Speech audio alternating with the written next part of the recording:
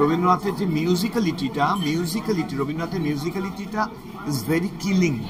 রবীন্দ্রনাথের জনগণ মনটা সলিল চৌধুরী অর্কেস্ট্রেট করেছে। সলিল চৌধুরী এই যে আমার অর্কেস্ট্রাল স্কোরের পেছনে দাঁড়িয়ে সলিল চৌধুরী তো বড়ভাবে দাঁড়িয়ে আছে।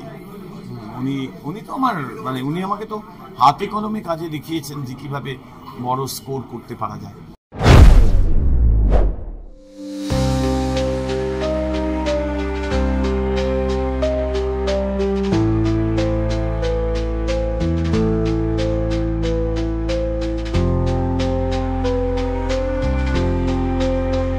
রবীন্দ্র কাব্য রহস্য মুক্তি পাচ্ছে 20শে জুন, 21 তারিখ ওয়ার্ল্ড মিউজিক ডে।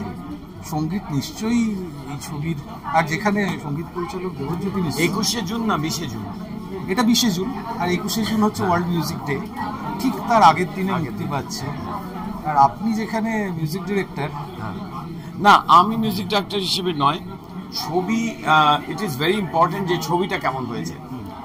ছবিটা ভীষণ টান ছবি, খুব নতুন গল্প।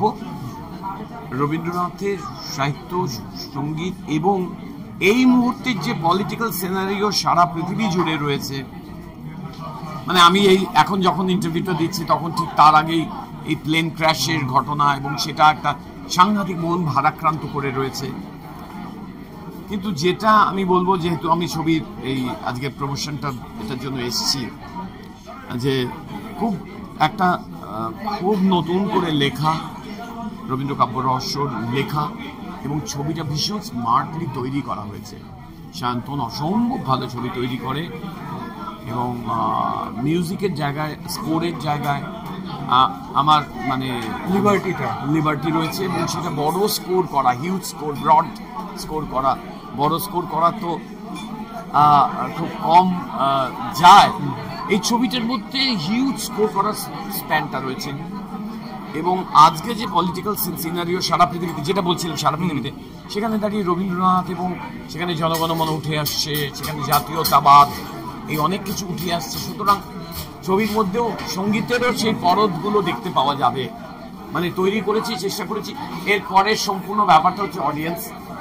খুব ভালো ছবি, আমার সঙ্গীতের জন্যই নয়, ছবির জন্য। তবে এটা সঙ্গীত খুব integral part of the film.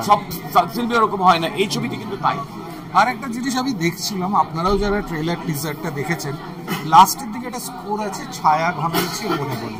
আমরা ঋতুপর্ণ ঘোষের খেলা দেখেছি, সেখানে ছায়া ঘনাইছে বনে বনে একরকম ভাবে আছে।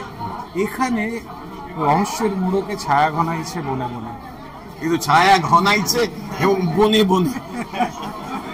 হ্যাঁ, ছায়া ঘনাইছে বনে বনে ইউজটা এখানে অন্যরকম, শুনেই মনে হচ্ছে একটা রহস্য। ছায়া ঘনাইছে বনে বনে, আসলে ছায়া ঘনাইছে বনে বনে আমার মনে হয়েছিল যে এইরকম একটা সুর, ছায়া ঘনাইছে বনে বনের মধ্যে যে সুরটা রয়েছে, তার মধ্যে ইটসেলফে কিন্তু ভীষণ রবীন্দ্রনাথ খুব মিস্টিক, কিলিং, ভেরি ডেডলি। আমি বারবার বলছি, এই যে রবীন্দ্রনাথ ফিলোসফিক্যাল থিঙ্কার, এগুলো বাইরে।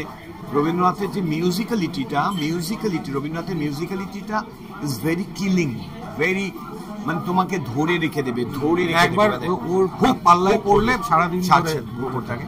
সেই হুকটা ব্যবহার করার চেষ্টা করছি, যে ছবির মধ্যে এমন কিছু রয়েছে যে অন্ধকার ঘনিয়ে আসছে, বিভিন্ন রকম মৃত্যুর অন্ধকার, পলিটিক্যাল, রাজনৈতিক, বিভিন্ন রকম ভাবে রবীন্দ্রনাথের জীবনের যে ডিপ্রেশন, সেগুলো বলতে চেষ্টা করেছি। আর একটা লাস্ট আমি যেটা জানতে চাইবো, এবছর 100 বর্ষ সলিল চৌধুরী, কোনোভাবে তিনি বা আপনার সঙ্গে তার কাটানো সাংগীতিক যে বোধ, সেটা এই ছবিতে প্রভাব ফেলেছে বা এসেছে? একটা খুব ইম্পর্টেন্ট জিনিস হচ্ছে, সলিল চৌধুরী রবীন্দ্রনাথকে একেবারে রবীন্দ্রনাথের মৃত্যুর দিন আর মৃত্যুর সময় উনি শোক পালন করেছেন, শুধু নয় অসহযোগে পালন করেছেন। সুতরাং সলিল চৌধুরী তো হিউজ, সলিল চৌধুরী এই যে আমার অর্কেস্ট্রাল স্কোরের পেছনে দাঁড়িয়ে সলিল চৌধুরী তো বড়ভাবে দাঁড়িয়ে আছে। উনি তো আমার উনি আমাকে তো হাতে কলমে কাজে দেখিয়েছেন যে কিভাবে বড় স্কোর করতে পারা যায়। সুতরাং সেই সলিল চৌধুরী আমাকে সবসময় তার ছায়া ঘনিয়েই আছে। এখন একটা অসাধারণ, আমি বলছি এই কথাটা, রবীন্দ্রনাথের জনগণ মনটা সঞ্চুদি অর্কেস্ট্রেট করেছিলেন। আচ্ছা, এবং সেটা একটা অডিও ক্লিপে পাওয়া যাবে তোমাদের এতে, ইউটিউবে। আর যেখানে আমি আছি। আচ্ছা, আর একটা মানে just, audio। ইয়ে করা যে দর্শকদেরকে কি বলবেন এই ছবিটা? ছবিটা দেখুন, ছবিটা দেখুন, মানে ছবিটা হলে গিয়ে দেখুন, এটাই বলবো, এটা ছাড়া আর কিছু বলার নেই।